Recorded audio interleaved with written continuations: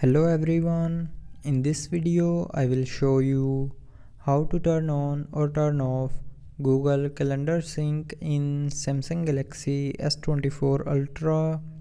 So before starting the video, don't forget to subscribe the channel and also press the bell icon. So first of all, open settings. Now in settings, scroll down and here click on accounts and backup.